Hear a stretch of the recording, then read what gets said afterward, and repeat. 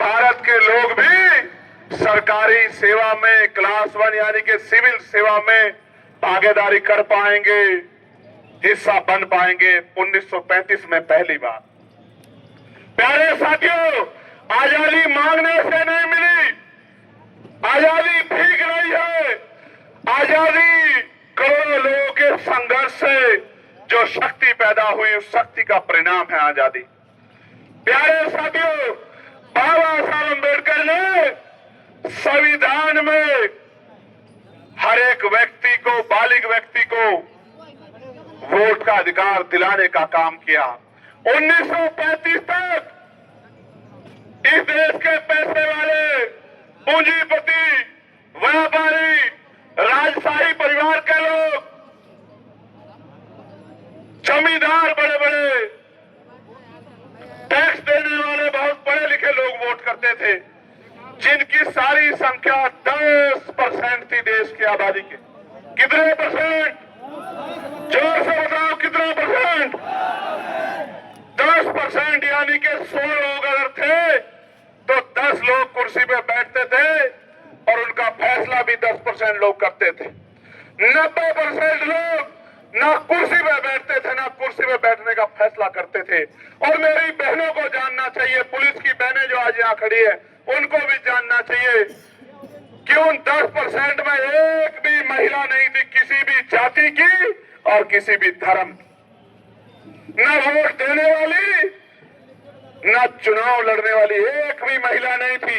SC ST छोड़िए, OBC छोड़िए, upper caste जिनको तथाकथित अपर कास्ट कहा जाता है, सामान्य जाति जिनको कहा जाता है, नॉन SC ST OBC जिनको कहा जाता है, उन वर्गों की महिलाएं, मुस्लिम महिलाएं, सिख महिलाएं, जैन महिलाएं भी वोट ना करती थी, ना चुनाव लड़ सकती थी।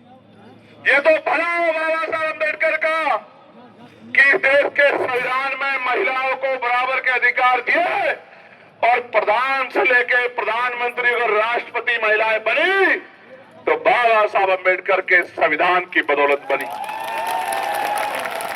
आज अगर दरोगा बनी है, CO बनी है, इंस्पेक्टर बनी है, SSP बनी है, और जहां तक मुझे आइडिया है, इस जिले की SSP शायद कोई बहन है, कोई महिला इस जिले की SSP, आई थिंक ख्याति गर्ग, अगर IAS IPS बनी, अगर सेक्रेटरी, चीफ सेक्रेटरी बनी, अगर पायलट बनी, इंजीनियर बनी, तो बाबा साहब अम्बेडकर के संघर्ष की वजह से बनी, किसी आशीर्वाद की वजह से नहीं बनी। तो प्यारे साथियों, ये जो वोट का अधिकार आपको दिलाया था, इसके बारे में आपको बताना चाहता हूं।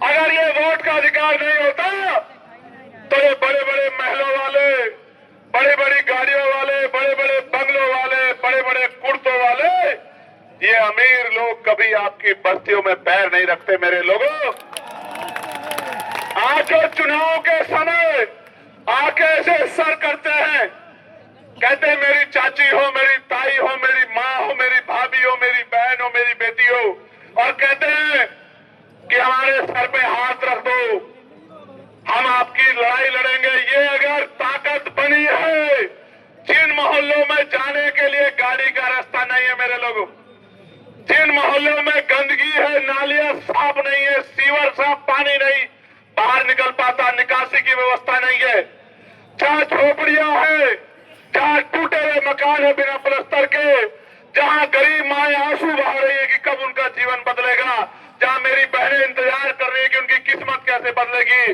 उन बस्तियों में अगर आज कोई जाता है, कहता है ताऊ जी, चाचा जी, भैया जी, सर पे हाथ रख दो, चाय P low, cold drink P low, अपने घर का खाना खिला दो, नमस्ते करता है, सलाम करता है, ईद मनाने की बात करता है, दिवाली होली मनाने की बात करता है, तो ये इस वजह से करता है कि आपकी उंगली में वो ताकत है, जिसको चाहो कुर्सी पे बिठा दो और जिसको चाहे जमीन पे पटक दो। ये बाबा साहब अम्बेडकर की थे। मेरे लोगों, सोच के देखो, अगर ये वोट का अधिकार चला जाए आपसे, जिस गांव में जिस पे वोट नहीं होती, कोई छोटा चुनाव देख लेना प्रधानी का, उसके दरवाजे पे कोई नहीं जाता है। जाता है क्या? बताओ जोर से, जाता है क्या? आपके घर अगर कोई मेहमान आ जाए जिसकी वोट ना हो, क्या उसके भी कोई ऐसे ही पैर पकड़ता है क्या? क्यों नहीं पकड़ता? क्योंकि उस पर वोट।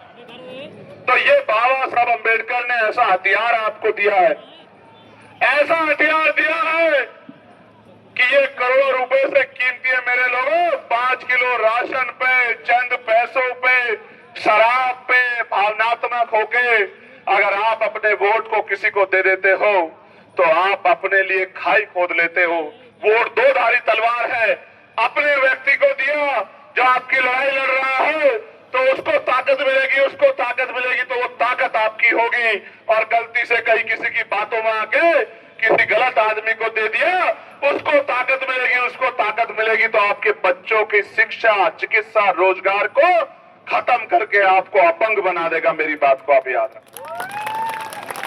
आज जो धर्म के नाम पे वोट दे रहे हो, धर्म के नाम पे बेवकूफ बन रहे हो, जो धर्म के ठेकेदार चुनाव में आके आपको कहते हैं हमें वोट दे दो, 5 साल चुनाव के बाद आपकी बस्तियों में आते हैं क्या? ईमानदार से अपना हाथ उठा के बताओ, आते हैं क्या चुनाव के बाद? चुनाव के बाद आते हैं क्या? जब आपको अपने बच्चे के लिए फीस की जरूरत होती है, कपड़े की जरूरत होती है, इलाज के लिए पैसों की जरूरत होती है, बेटी की शादी के लिए पैसों की जरूरत होती है, जब आपको घर बनाने के लिए पैसों की जरूरत होती है, तमाम जरूरतें होती है, कोई आता है क्या नेता आपके घर? बताओ मेरी माँ बहनों, बताओ मेरे भाइयों, आता है क्या? क्यों नहीं आता? वो सुना है ना आपने कि मतलब निकल गया तो पहचानते नहीं। जब मतलब निकल जाता है, जब आप वोट उनको दे देते हो, फिर हम आपके हैं कौन? हम आपके हैं। हाँ, फिर यही बात आती है जब उन बड़े बड़े लोगों के दरवाजे आप जाते हो तो वो दरवाजे से आपको लौटा देते हैं कि जाइए अपने घर, आप कौन? हम आपको नहीं जानते। इसलिए बाबा साहब ने तो वोट आपको इसलिए दी, उनकी सोच ये थी कि जिनको सदियों तक कुर्सी पे बैठने नहीं दिया गया,